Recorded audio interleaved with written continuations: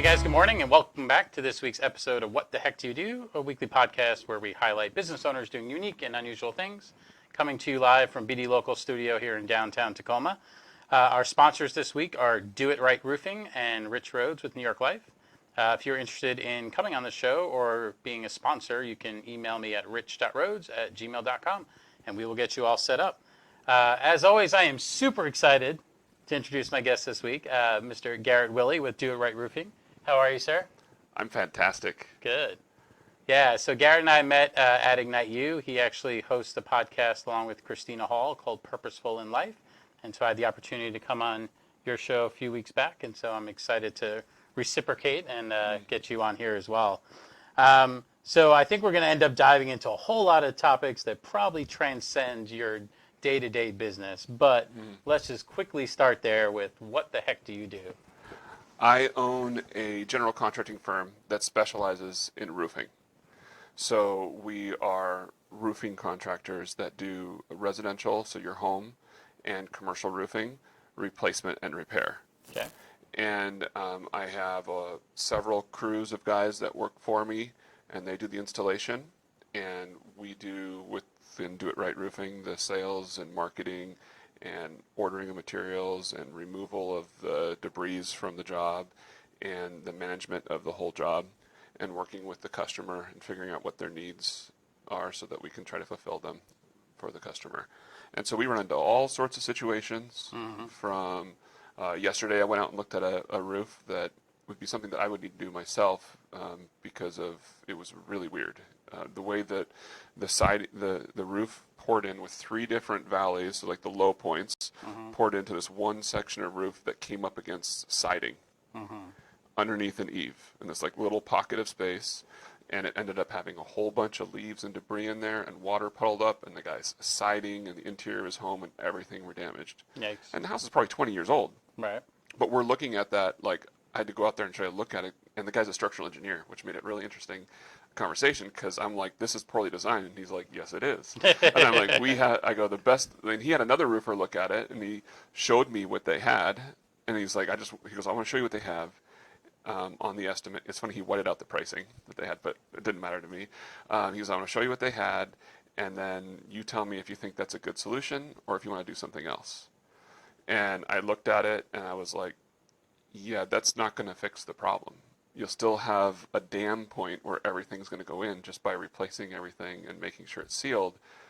Might keep water from going in there for a time, but then the nails and penetrations could cause it when it pulls up to leak again. Gotcha. And then where are you at? So we were actually proposed to, and he agreed, and we actually talked about pricing and everything, build up the edge. The framing of it and the plywood, like taking off the roof and then putting on new roof in that area, and doing an underlayment barrier, which is a rubber membrane, so it seals it, and a metal flashing around it. Metal's a pretty good barrier to keep water from going through. Yeah. And completely channeling the water away from that area, which is weird that it was ever designed the way it was in the first place. And these really nice homes, probably $800,000 homes. Right. But nonetheless, it's a solution, and that's what I do, is I help create solutions for people's problems. And it's not a problem people like to have because their biggest investments are usually the homes that they live in. And when water comes in or that roof is deteriorating and it's at the end of its life, they want to have a solution for that. So we help with that. My biggest part of who I am is not roofing. Roofing is a vehicle. Oh, sorry, I'm touching my mic, and Sadie's looking at me like, Garrett, stop touching yourself. As she looks down in shame. Yeah. She's like, it's Thursday. I'm not supposed to deal with the guest talking to me. I always talk to Sadie. That's only a Monday thing. Yeah, she's like, stop it. I'm making her put a mic on, for my podcast that we do, because she's going to have to be part of it. But I think the most important thing is to just connect with people and help people. And that's how I want to grow my business, is out of service. And that's how I want to grow my connection with people. And the roofing itself, again, is just a vehicle. It's a mode of transportation, so to speak, for service of others. And in doing so, it can create, a business that can create profits for me Yeah. to make a living and support all of the staff and the people doing the installation and all the support staff, as well as the industry, right? So in that sense, it's like commoditized, right? Because those products or services. But the differentiation that I'm trying to bring to it, because you asked about that before the show, would be the systems that we implement to try to create continuous improvement, or Kaizen principle, of making sure that our systems and our way of living is better all the time. Okay. Which is personal development, leadership development within myself, and then trying to develop the people that work for me so they can get the most out of their lives as well. Yeah. Sometimes that means that I help people move into different positions. Right. I had a young man that worked for me for a few years. He came out of high school, started him at like $12 an hour. By the time he left me in like 18, 20 months, he was making $17 an hour as a kid. I mean, he was 20 years old at that point, right? Because every 3 months I was giving him $1 or more raise. And then I've had other people that worked for me for that long that maybe didn't get a raise, Right. right? Because one, he showed the initiative. Two, he worked hard and he was always learning and trying to get better at what he was doing. And then I was able to like trust him to go at the jobs on his own near the end, rather than having to like watch him, So it didn't matter about age; it mattered about attitude and work ethic. Yeah. Right. And then when he was like, "I want to go into the pipe fitters union," I think he was like nervous to talk to me, and I was like, "Whatever you need, like anything you need, because like they start in the 30s an hour." And I was like, I can't match that for a 20-year-old. Right. But I wanted to make sure that he would get there. Any time off he needed for training, testing, whatever he had to do. Yeah. And I take pride in that being part of who I am. Yeah. Because that's what I want to do. I want to help people improve themselves and grow in their own lives. Yeah, no, I love that. So I spent a lot of my career in a big corporate environment. So raises and bonuses were part of a benefits package and program, and they were built in, and bosses were required to conduct reviews and give raises. It was all, it was a big motor. But I've met a lot of small businesses and met people that work for small businesses where they have to make noise if they ever want to raise, right? They got to walk into the boss's office, write down why they think, and even then it's not guaranteed. So I love that you're proactively looking and reviewing and making it performance-based and providing that opportunity. I think that that's super important, that small businesses understand that, if you want to keep people for a long time, especially in a small business, you're competing with the large organizations that can do that kind of stuff.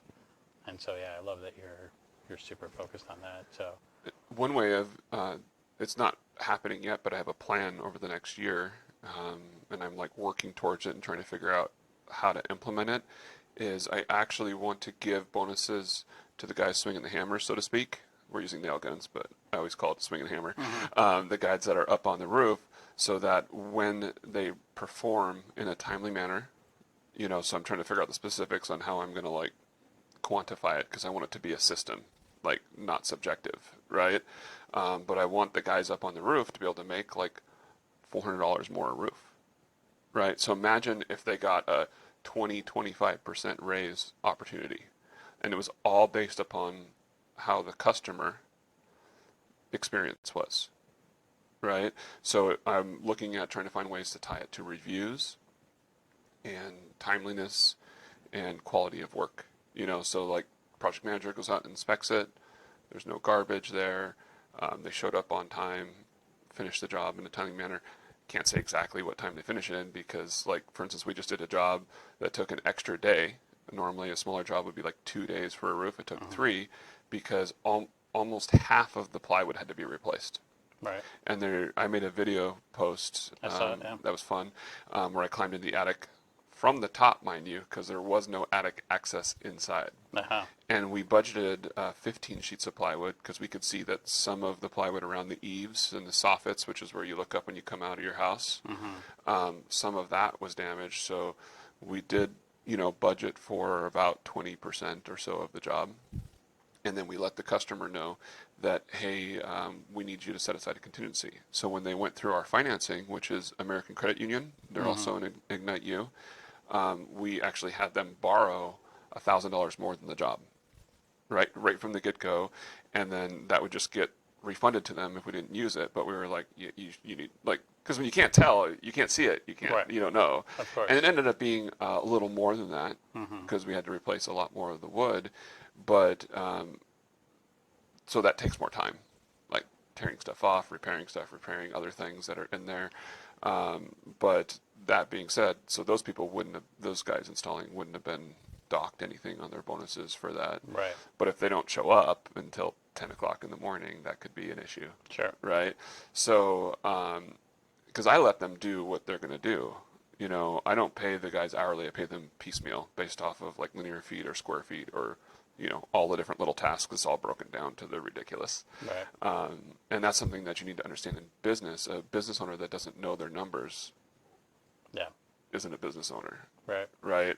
Like I have all these sheets and like, of course, now I'm trying to figure out how to do metrics better, which is knowing your numbers, because everything I have right now is on like Excel spreadsheets. And Right. I'm like, this is not efficient. Sure. I mean, sure, everything ties to everything else, and like the supplier house is linked to it, and I have all these links and stuff. But I am talking to software companies about making that more professional, so that anybody with a login can go on that has the administrator login, so I can hire a salesperson down the road, another one, right, and they'll be able to like log in after a little bit of training, and everyone will get the same estimate for the same work and know exactly what our margins are and the costs and everything, because that's part about knowing your numbers in your business.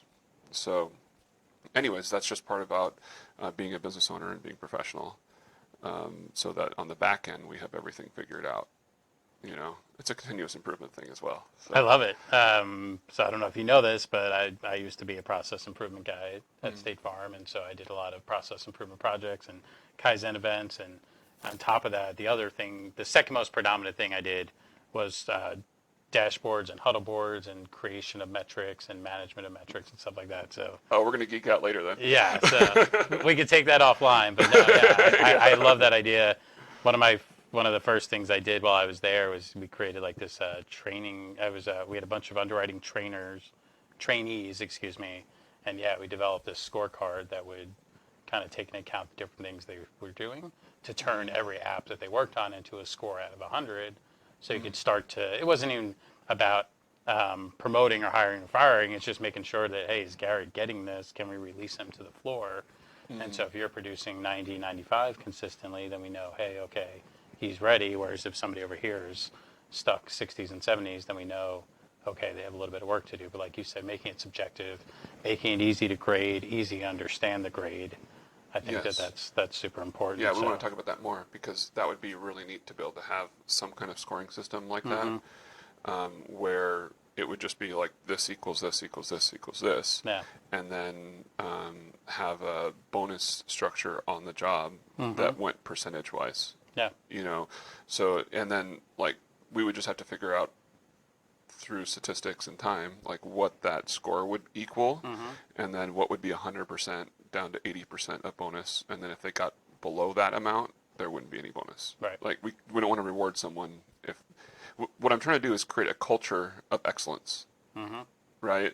And if someone goes, oh, I'll get an extra $50 no matter what, you know, then it doesn't create that culture, because that's the it's crazy as a business owner, because I just think, wouldn't you always want to have excellence? But Right. you have to like look at what's the motive for people, right?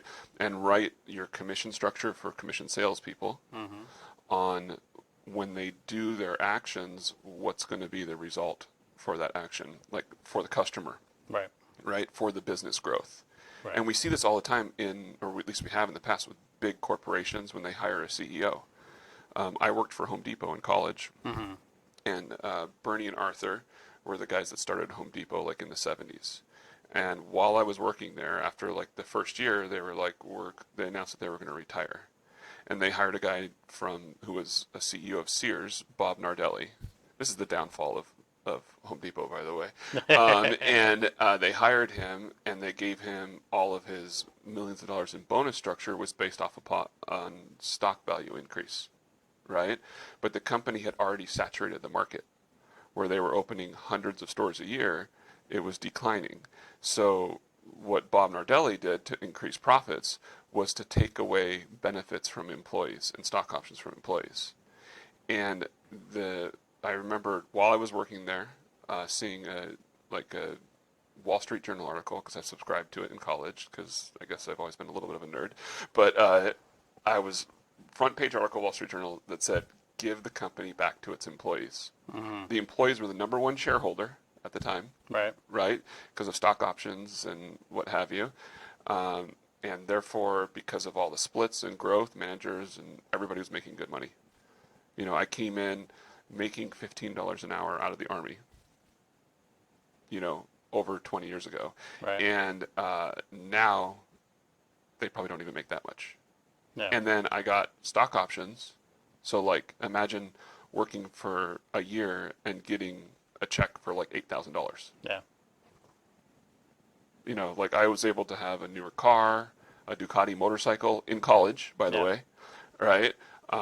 And like had all my bills paid, and I was very entrepreneurial back then. I had like multiple things I was doing. Yeah. I was in the Army Reserves. I was at UW ROTC, so I got like a stipend from that. I got my GI Bill from the Army.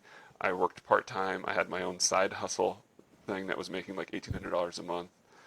The part-time at Home Depot, and I was a college student. I don't think I slept, but but it was kind of funny because when I graduated, I took a pay cut. You know, but back to the story at hand, they were taking away benefits from employees, so stock options were going away, medical benefits, other things were going away.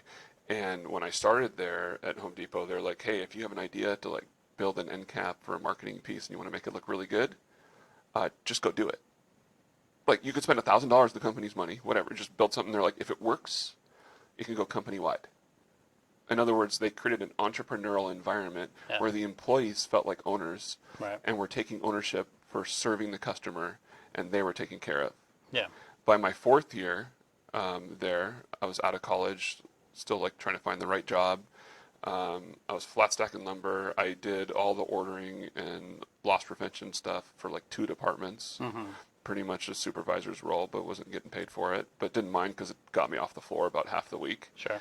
And flat stacking lumber, some guy came up and asked where something was, and I was like, "Oh, it's down there, such and such aisle, turn right, it's on the right." And he's like, "Well, that's not very good service." And my attitude was not good. Mm-hmm. I was like, "My name is Garrett. The manager's name is Sean. He's in the office. If you go down to where the light cloud is and turn right, the office is in the back, you'll find him there because he's never anywhere else." Mm-hmm. Not a good attitude, right? Yeah. You can tell him I sent you. Right? Like firing would be a blessing, right? And what happens is you see this in businesses all the time. I can look back on it and go, aha. Mm-hmm. Then I was just like, didn't like my job anymore. Mm-hmm. But it came from the top down. So when you see the ethical bleeding, I'm not sure what Sinek calls it, Simon Sinek calls it, but when you see that, like the morals of a company are going down and the service is going down, that comes from the top down. Right. Like the whole Wells Fargo fiasco of opening thousands of fake bank accounts so that people had their numbers up. Yeah. Right. And all these expenses, and they got fined, $10 million, which was like 0.25% of their revenue for the year. So it's like, didn't even make a difference. Yeah. But that, when you see that comes from the top down, because all they're looking at is profits and not looking at the culture of the company and how that service actually impacts who the real customer is. Right. And so I think about that as a small business owner, and as I grow my business, where I want the direction of the company to go. And when I find that I've done something that doesn't align with that, I want to make changes. Yeah. Like you give a commission and you're like, that commission isn't resulting in what I wanted. Or if I figure out the bonus structure that you and I are talking about, mm-hmm. The whole intent behind it is, it'll pay the guys more, but it only pays them more when the customers have that 5-star excellent experience. Which should get you more business through referrals and online reviews. In other words, it'll pay for itself. Right.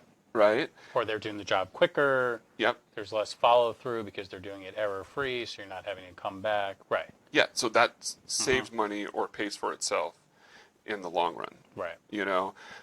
And that's an investment that I'm willing to make, give up a good chunk of the profits of a job because I'm trying to reinvest back into the guys. And with the Home Depot experience in this, what it really aligns with is the employees have to come first in order for the customers to be taken care of. and this is a model that I see all the time that's messed up. People always say customer first. And I'm like, mm-mm. If your customer comes first, then the employees aren't being taken care of necessarily. Yep. And then the customer won't come first. Right. I'm like, it's like some of these social justice things where people give away a ton of money Right. to somebody, like a homeless person or whatever, which you want to help. But if you just give them money, it's like the Jesus thing where you teach a man to fish, he can fish for a lifetime. You give him a fish, they just eat that one time, right? So people aren't looking at what the correlation is down the road with those things, whether it be a social justice program or, a commission or what have you. So that's important to me, is like what's going to be the final outcome. Yeah. And so the customer coming first, meaning the employee isn't, does not create the best benefit for the customer in the long run. Well, right, yeah. I mean, if Sadie's the boss and I'm the customer service person and you're the customer, and the message is you're the right. It's like I'm literally being walked on. Yeah. Because the voices over here are telling me to just forget you and your life feelings, whatever, right? And you're just this pass-through conduit. And yeah, if you don't feel like you're a person or respected by the company you work for, then. And I've told customers that. I've told them, like, my guys on the roof or Thomas working for me or whatever are more important than you, right? If that means that you and I aren't going to fit, then that's okay, right? Because I want to actually, but I want them to understand why, right? Because if my guys are taken care of, then they are much more likely to want to take care of the customer, right? So, and then that whole, back to that customer's always first thing, is the customer doesn't always know, right? Like, it's like, if I need like life insurance or something and I'm going to come talk to you about it, I can't act like I know everything about it. Right. And sometimes customers do that, right? They're like, oh, I know well, they more Googled than... it, so it's They fine. Googled it, yeah. And I watched a YouTube video, buddy. I got this. Yeah, and so like in my world, with over 30,000 hours of like construction and like business experience in that realm, that's more than most people's careers of experience in a decade. Right? It's because when you're a business owner, you work way more. Right? But nonetheless, I want to take that experience. I don't pretend like I know it all, but I want to take that and help people with it. And sometimes you have to, this is where communication is important, right? And I'm still figuring it out all the time. When you run into something where people are like, that's not what they don't agree with us on something. It's like, how do I help them understand what things are connected to what, in the construction thing? Because the consumer doesn't necessarily know, I'm touching my mic again, doesn't necessarily know all the different parts of it. And we were talking about this offline. Draw pictures and use analogies. Yes. Yeah, exactly. That's my advice. That's a really good advice. Yeah, I got to figure out how to do that with every customer. And the thing is, you can't foresee all the different things that can happen in a situation. It's just like relationships, right? With those that we love, our family, our fiancés, or whatever, we want to continue to learn more about communication, and how to express ourselves and understand where the other person is coming from. So that's part of that continuous improvement thing as well. Indeed. So, anyways. It leads into life. Yeah. So just as you were talking about the scorecards, that reminds me of my experience in doing that. And basically what you're looking for is and I don't want to misuse this word, but like what sort of shortcuts or what cheating could somebody do that would achieve the scorecard but not achieve the outcomes you're looking for, and almost like stress test it.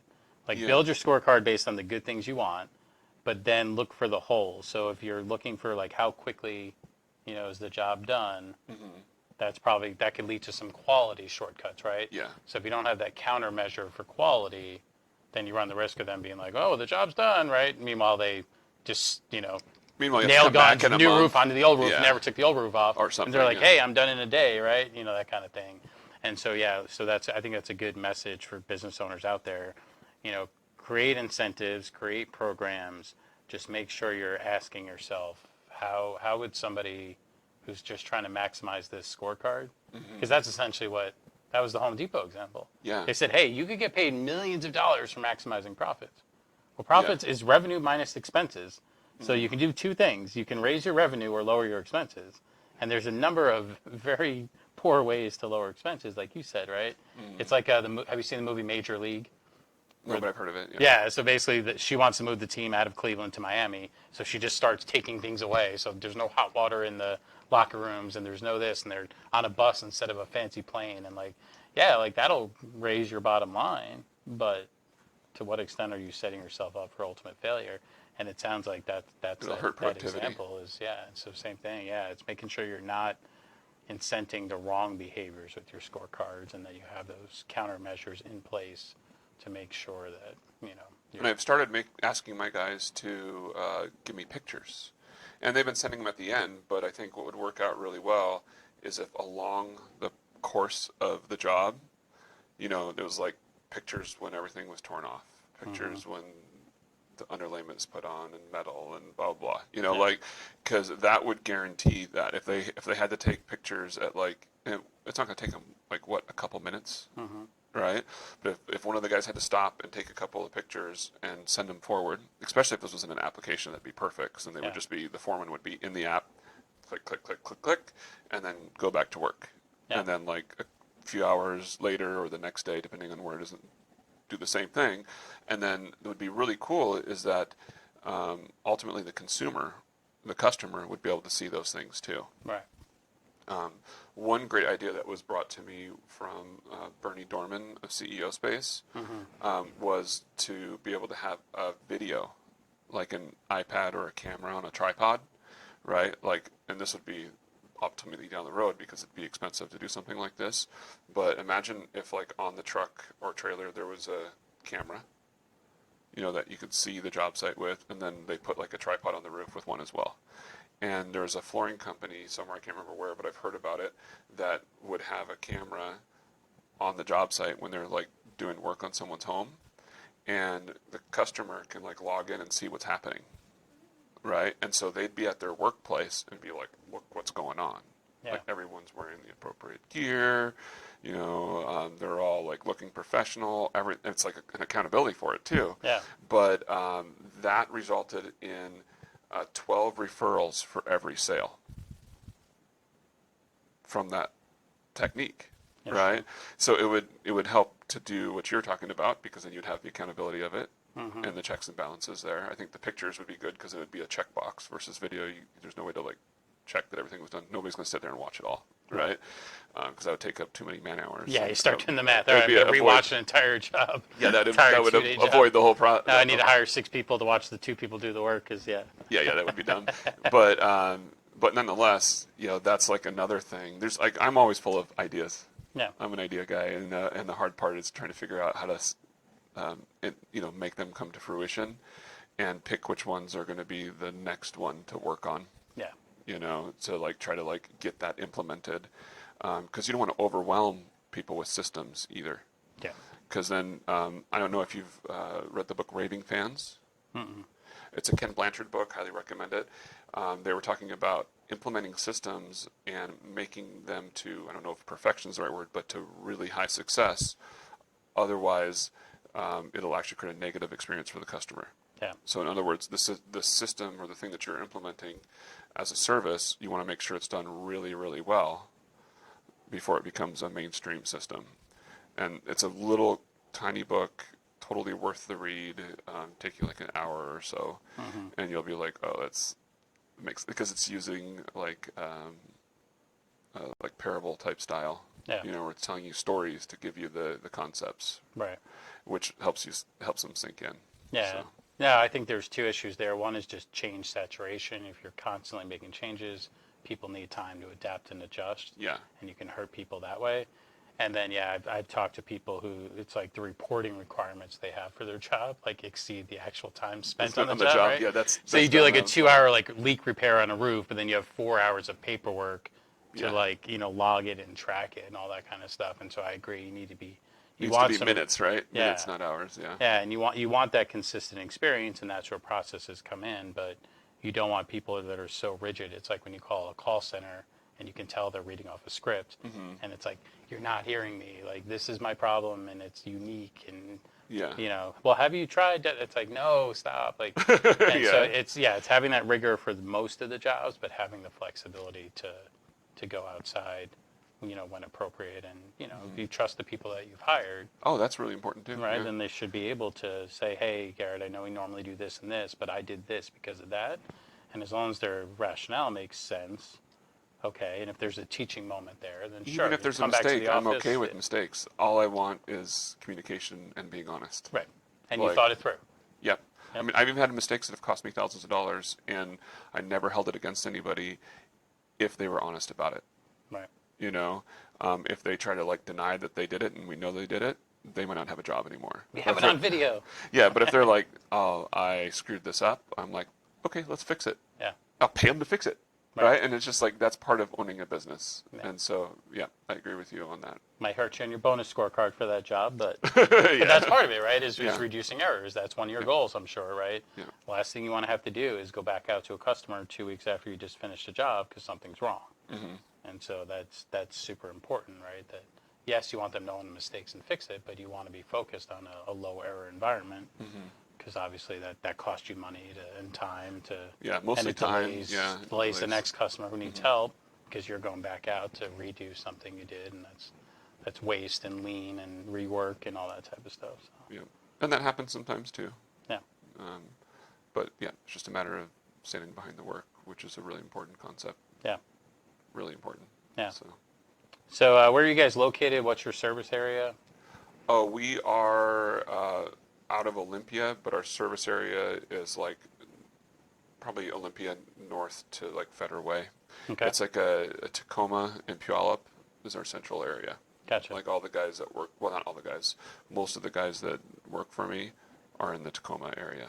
Okay. So Tacoma, Puyallup, and then, 15 miles outside of that probably is our key places, but we do go outside a little bit more beyond that on case-by-case Gotcha. basis. So. Okay.